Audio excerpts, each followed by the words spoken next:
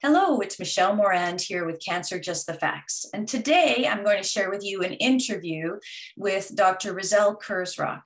Dr. Razelle Kurzrock is the Chief Medical Advisor and co-founder of an organization called CureMatch. CureMatch we're going to hear all about in a few minutes. It helps patients and their doctors ensure that patients are getting the right treatment as quickly as possible for their cancer. So we're going to hear about how it works and why it's so important. We're also going to talk lots about current diagnostics for cancer, what is done in standard care versus what is possible in precision cancer medicine. We're going to talk about targeted therapies and a number of other things in this interview. But I wanted first to tell you a little bit about who Dr. Kurzrock is, so you appreciate how exciting it is that we get to learn from her today. Dr. Kurzrock is a world-renowned physician scientist leader in precision medicine. She has developed novel therapeutics in the field of oncology. She has founded, developed, and chaired one of the largest phase 1 clinical trial departments globally through MD Anderson Cancer Center. She is a pioneer trialist of the Winther trial in precision medicine, which for the first time focused on transcriptomics and genomics. At University California, San Diego, she led the Center for Personalized Cancer Therapy and Experimental Therapeutics program. She founded a rare tumor clinic and signature iPredict study, which matches combination therapies to patients. She has over 800 publications on PubMed, which is the clinical trial database or publicly reviewed, peer-reviewed journal database, and an H-index of 125. She is named on the list of the most cited scientists in the world and on the list of 25 most important voices in precision medicine across the globe. And we're about to hear all about her new project, CureMatch, and about her take on what's coming for precision oncology and for cancer patients. And most importantly, how you can make sure you're getting the best cancer treatment right now. So I hope you enjoy the interview. And if you have any questions for me or Dr. Kurzrock or want to find out more about how to apply genetic testing, CureMatch, precision oncology to your cancer care, please just post in the chat or send me an email. So today, we're going to hear about what CureMatch is, how it helps people, and why, as a cancer patient, it's something you definitely want to make sure you're adding to your decision-making process for figuring out what treatments are going to be best for you and, when it's time to make a change. Dr. Kurzrock, welcome. Well, thank you for speaking to me, and I'm really excited to talk to you about CureMatch and maybe give you a little bit of background about the journey to get there. And I'm a medical oncologist. I'm from Canada originally, from Toronto, but I've spent now a lot of my professional life as a medical oncologist in the United States. I have been a department chair at MD Anderson Cancer Center, and more recently heading up the precision medicine program at University of California, San Diego. And what we've seen in the last decade or so is really a transformation, or the beginning of a transformation in cancer care. And this is taking place because of the technologic ability to do genomics and transcriptomics and look at each patient's tumor in depth. But as these really phenomenal technologies that were probably unimaginable 15 years ago, have come into the clinic space, they've brought tremendous amounts of new information and potential, but they've also brought new challenges. And the challenge is that what the data has told us is that each patient's tumor is different, and each patient's tumor is extremely complicated. In fact, the analogy I make is to snowflakes, where every snowflake, the individual crystal structure is extraordinarily complex, and every snowflake is different from every other snowflake. And so what we began to realize is that unraveling this complexity was really beyond human cognition. And we needed a method to unravel it. And so the way CureMatch was born is we actually started working at University of California, San Diego with the supercomputer system to develop a version 1 of algorithms, really to put all the data together in order to make best decisions from patients. And CureMatch was born out of that. And then CureMatch has spent the last few years really building on these algorithms. And I genuinely think it's got the strongest system anywhere for deciphering the complexity in any individual tumor in order to make the best possible treatment decisions for a patient. So I'll just pause there and thank you. That's a wonderful introduction to yourself and to the origins of CureMatch. So to put it succinctly, as you just said, we've had this amazing development of technology, this genomic testing, the ability to look inside each person's unique snowflake, as you say, great analogy, and find out what's really going on in their cancer, what the drivers are, what the genes and the molecular analysis of this. And what you've done is you've created an artificial intelligence, a computer program that essentially gathers data from all the different journals, all the latest research. In my understanding of a conversation I had with Jennifer last week, this is something that gets updated almost on a daily basis. It's that current. It absolutely gets updated, yes, on a daily basis. Which is really exciting. In and of itself, that excites me as a cancer care advocate, because it means that it's not, it's not months old. These people who are getting this report from you, and we'll talk more about what's in the report and how to get one, but the folks who are getting this report from you really are getting the most current medical science information about the genes and the treatments for targeting those genes that are available now. Maybe we could talk a little bit about, would you be willing to tell us a little bit about targeted therapies versus,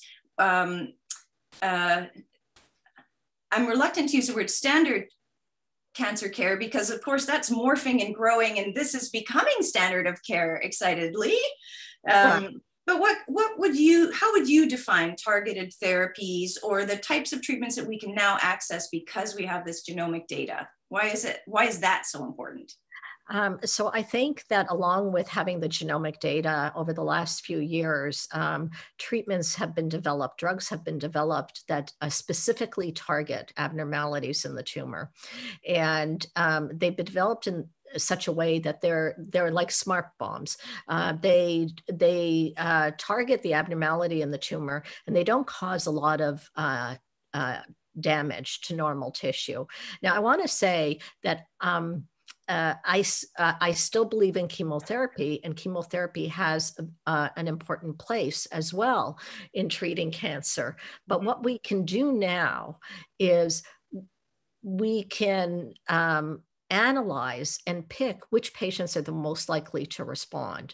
The reason that chemotherapy historically got a bad rap was not because it didn't work, but maybe it worked in 20% of patients. And then the other patients would have the toxicities. And we couldn't do any better because we didn't have any tools to be able to differentiate which patients might respond to chemotherapy or might not respond to chemotherapy. immunotherapy. So these genomic tools now give us, it's not perfect yet, but we're really on the road and we can really see the difference. And this is even more true for targeted therapy, where the drugs have been specifically developed, as I said, like smart bombs, to target the abnormality and leave the normal tissue alone. And that has the potential to minimize side effects. But it also means you have to pick the right patient, because if you give a targeted therapy to a patient that doesn't have the target, that's going to be almost completely useless. And that's actually, I also want to mention, that's also very important for immunotherapy. Yes.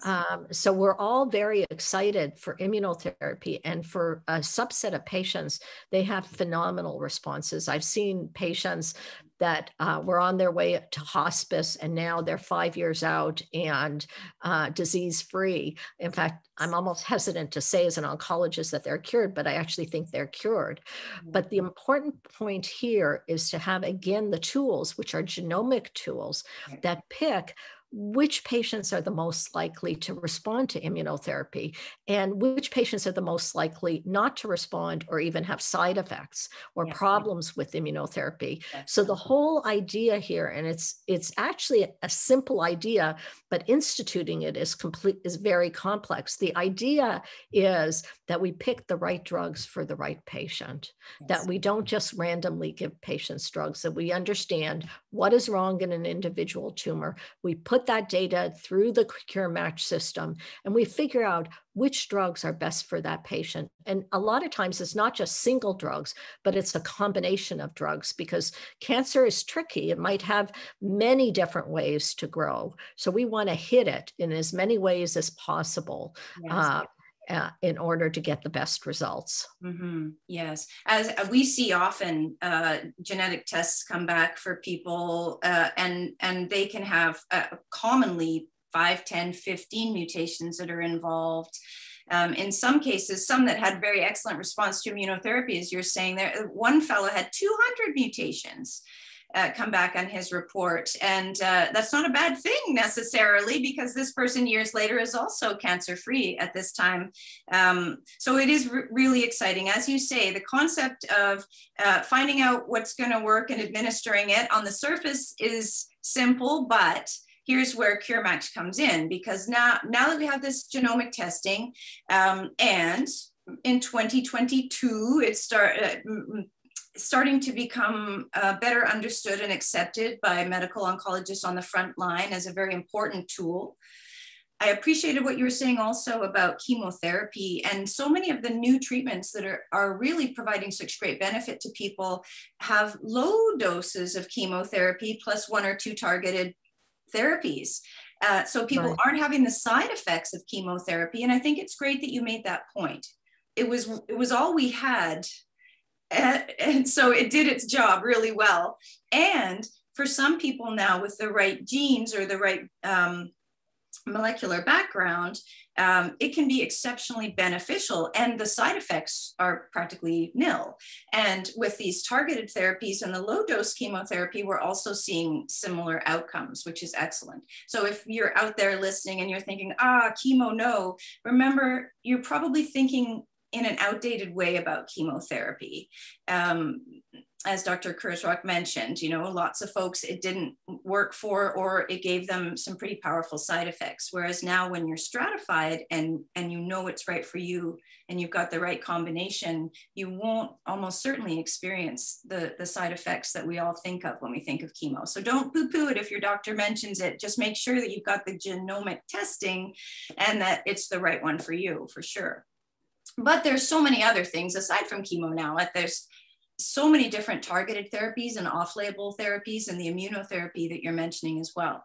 So let's go to really the reason for CureMatch, which is this information bottleneck, I call it, that we have now so many genes that can be tested for. Right. In RNA overexpression testing, you can look at 20,000 genes. Commonly used tumor-based DNA tests look at anywhere from 350 to 600 genes. And not all of those have targeted therapies yet. We have a long way to go with that, but the most common ones do, and many have numerous different targeted therapies. But we have oncologists who are like, they have large practices. They have about 15 minutes per patient as a rule. What would you like to say about oncologists' workload and the time they actually have to review data for each patient? What's your knowledge on that? So I think that you've hit the nail on the head. Unfortunately, cancer is a very common problem, and I don't think the oncologists, there's any way that they can review all this genomic data. I mentioned this before, but I don't think any human being anymore can review all this data. So for instance, if there's 300 drugs available for cancer patients, if you look at 3 drug combinations, that's 4.5 million. And then layer on top of that hundreds of thousands of different variants, and you're talking about billions, maybe more than billions of pieces of data. No human being can analyze that at this point. Right. And that's where CureMatch comes in. We've worked on the system now for over 5 years, and we input all the data. We have a system that can then decipher the data and give the oncologists with a score the best match for each patient. And we typically give 3 drug matches, 2 drug matches, and 1 drug matches, and we score all them. Usually the 3 drug matches have the highest scores. We can score specific drugs if the oncologist thinks it's an appropriate drug, so the oncologist can see how well their regimen might score as compared to our optimized regimen. But the bottom line is that CureMatch has resolved the complexity problem. Yeah. And that information bottleneck. Now there's a way to quickly get all of those pieces of data working for you, making sure that all the variables that need to be considered about the mutations that are involved in your cancer and other key elements are all being factored in to come up with this list, as you say. I also really like that I'm always thinking education and big picture and everybody using this as quickly as possible. And I love the fact that you give doctors the option to put in their best guess. I see that as a great opportunity for education for doctors about, how close to the bullseye did I get it? And if they've used your report a few times, they will start to see, I'm probably a little bit off every time. I think that's really important, but it's also important because the doctor knows the patient, and they not only can they put in their best guess, but they may want to say, here is some drugs that I'm not going to use because the patient has heart disease or some other reason that the doctor feels that it would be contraindicated to use certain drugs. So we can substitute those drugs, or we can simply take them out and give the best, because the doctor knows the patient. And so we can give the best match omitting certain drugs if the doctor feels that that drug may be a problem for the patient for other reasons, kidney disease or heart disease or whatever other health problems the patient has. So there's a lot of ways to customize the report. And then the other thing I want to emphasize is that the intake can be any type of genomic testing. So we're not wedded to DNA or something. Right. It can be DNA or RNA, and we're not wedded to one specific company. Whatever testing, and it could be that a patient has multiple tests done. We've seen patients that have gotten test results from several different vendors. We can input all of that. So the more data for us, the better. And we're not restricted to data from a certain format or a certain company. Excellent. So let's just recap what we've covered. We've covered really the evolution of cancer care to where genomics is the way to go. Getting that information is just understood to be a critical piece of making sure you're on the right treatment. We've talked about how many different genes there are that can be identified, or slight little variations on that. And how many different treatments already exist, and more are coming out all the time for various of these. We've talked about how oncologists, and no human, not just oncologists, has the time to actually research all this for any one person. The question I have then is, okay, so now we have this bioinformatics automated intelligence program that, and you're saying the intake. So let's talk about that, is what I'm trying to get to here. So let's say I'm Mrs. Smith, and I want to use CureMatch. Can I do that myself, or does my doctor have to do it? So I think we prefer that it be done through the physician. Okay. What the input we need is whatever tests have been done. Okay. Right, because what you're saying is, I guess that's what I'm trying to get to with the intake. So folks, certainly we can help with this, your doctor can help with this. And because there's information from the genomic testing that needs to be inputted, you kind of need to have a bit more knowledge than the layperson might have in order to make sure you're entering that data accurately. Is that really what you're getting at? I think so. I think it's best if, and also we want to have all the data, Right. all the data, Yes. all the different genomic tests that have been done. Right. We would prefer the more data that we get in from what testing has been done. The more you can hit that bullseye. Right. So a lot of people feel like when there's more than one test done, it's too complex. It makes it even more complicated. For us, it makes it even better. Yes. The more data that we have, the better our reports. But we're set up to really generate the reports pretty automatically. The system is extremely sophisticated. And what I think, I don't think human beings could process this data. It doesn't sound like it, not with those numbers of possible permutations. And why should you? Really, because the cost of this test is about $1,500. This is US. It's US dollars. Yes, just double checking as a Canadian, always hopeful. So 1,500 US, folks.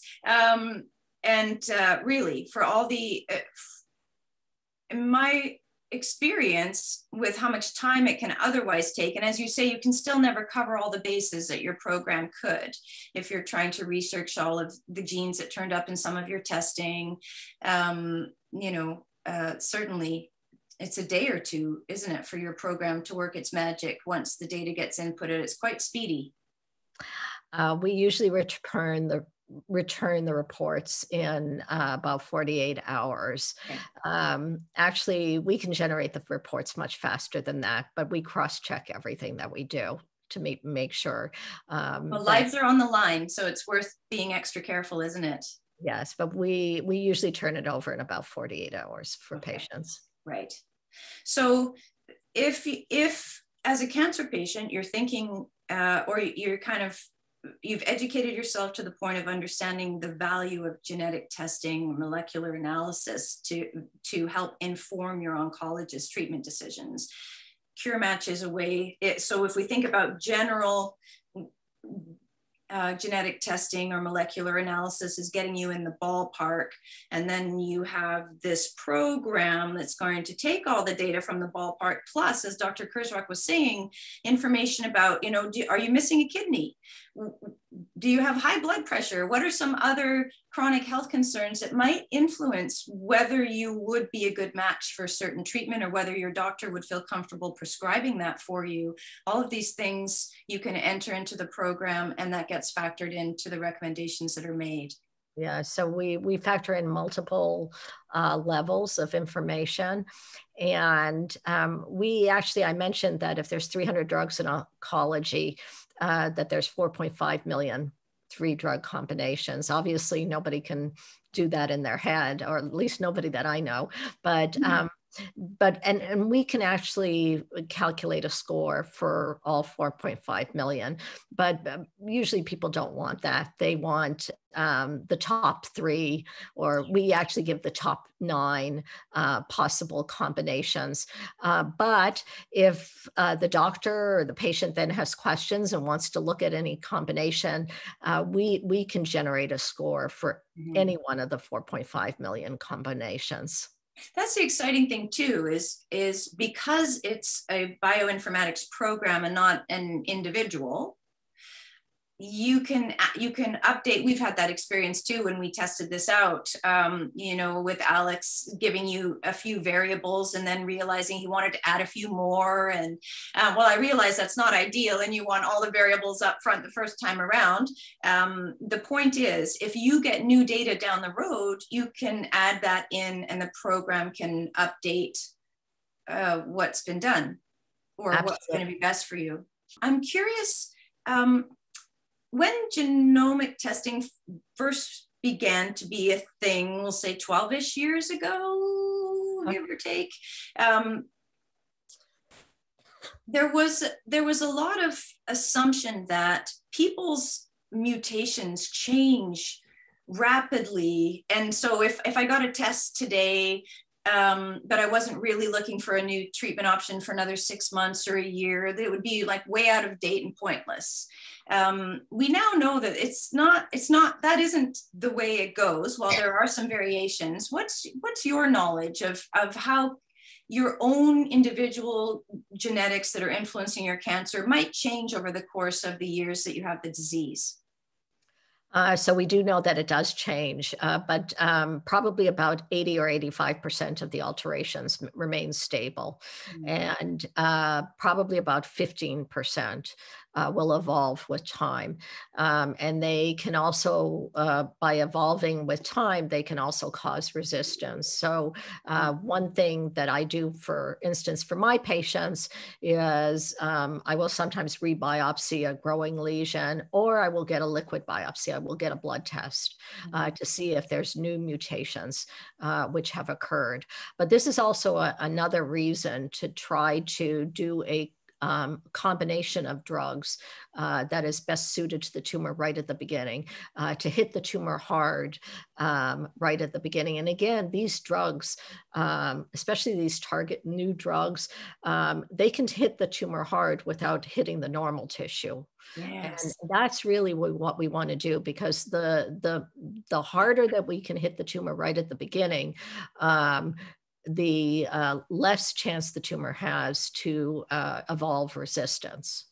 But if the tumor does evolve resistance, again, in my own practice, I'll rebiopsy the patient, or I'll do a blood NGS test as a follow-up. And then we can rerun the reports that incorporate any new data that has emerged from that, so that we can improve on the regimen. So let's say you've identified in your initial testing 5 key mutations that you're keeping an eye on. When you do retest at whatever point down the road, would you just test for those 5, or would you do a broad sweeping test again? You do a broad sweeping test. Okay. Again. I think that's critical, because we cannot guess what the tumor is going to do. And I say it's half jokingly, but I've heard people say, well, the tumor never does this. And I can't tell you how many tumors I've seen that didn't read that book. And yes, they didn't know they weren't supposed to. Don't know that they're not supposed to do that. Right. So I have a very strong belief that broad testing with several hundred genes is the way to go. I think sometimes people are reluctant to do that because it's complicated, but that's exactly our sweet spot. Right. And again, if you try to guess what the tumor is going to do, you might guess right, but you might guess wrong. That's and right. Limited testing, I don't think that's good enough. I think No. you need broad testing, and we can't assume what tumors usually do. We don't consider any patient the usual patient. We No. consider everybody as an individual. Yes, yes, because that's what cancer is teaching us, isn't it? Exactly. Absolutely. The Yes. combinations of genes, the snowflake analogy again is a perfect one for that. So here in Canada, we're struggling. We're a little behind for lots of reasons, which we won't go into today. But one of the things that I find frustrating about how cancer is treated in Canada is if genetic testing is used at all, it's usually only after the patient has failed all other options.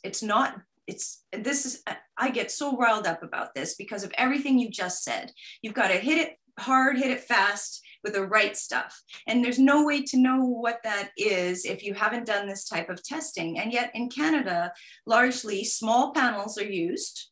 So there might be like a colon cancer panel that has 15 to 20 genes or even 5 that they're looking at depending on the location. And that's it. And then the patients are told they don't have any markers. Sorry, standard care only, you don't have any markers based on 5 genes. The use of small panels here and the fact that, again, in Canada, largely patients are forced, unless they take it upon themselves to get this data and they can prove to their oncologist what they need, they're otherwise forced to go through standard first, second, third lines. Yes. Which is, as you say, potentially not just a wasting of time, perhaps, because we're guessing, but all of the side effects. Yeah, so I think you've hit it on the head. The first thing I will say is that the reason standard first, second line therapy are standard is because they work for some patients. Right. But the advantage of doing broad-based testing is we can help pick those patients.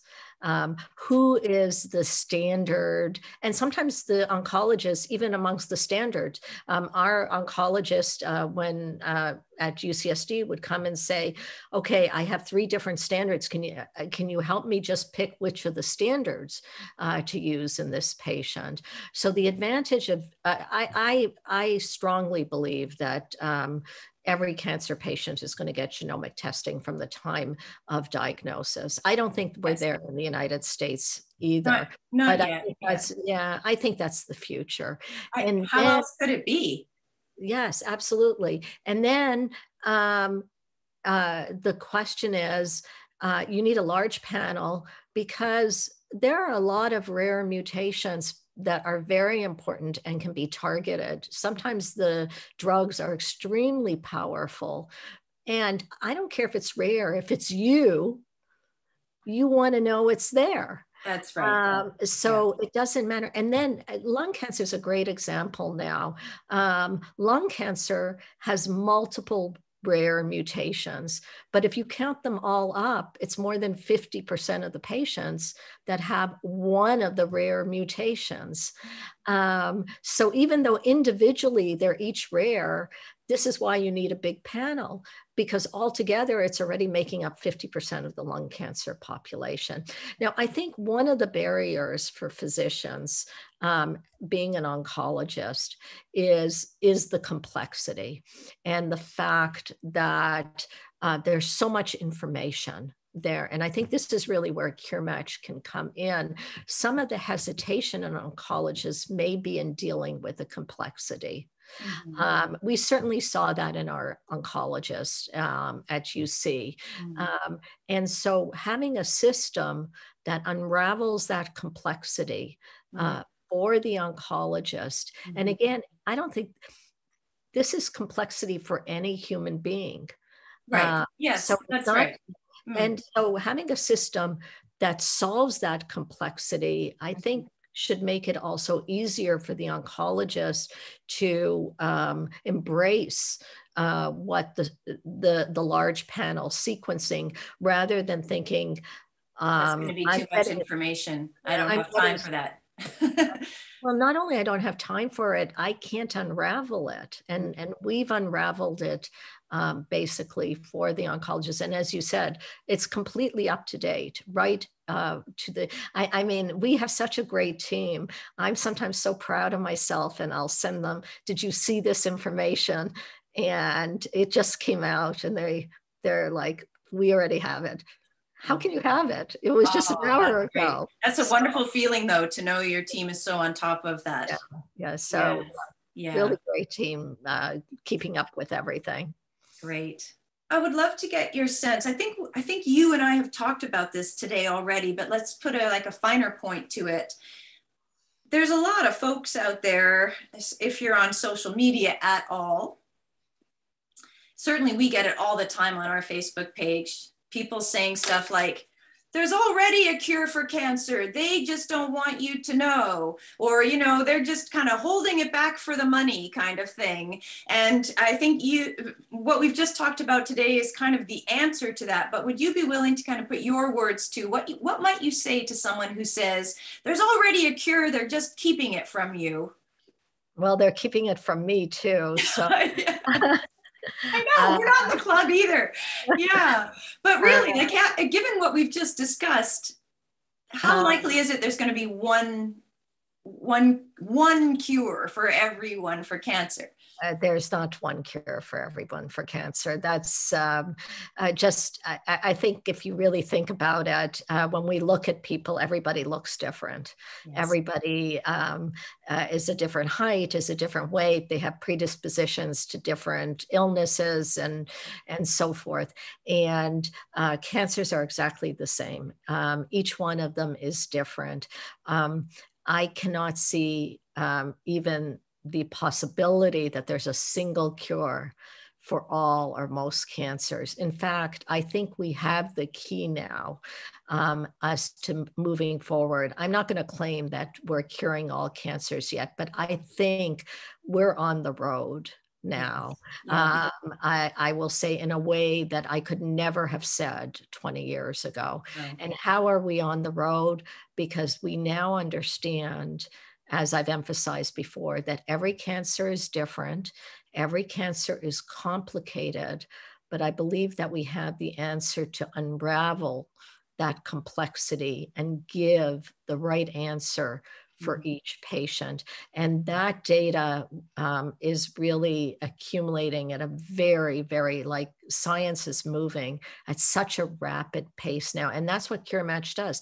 It puts it all together.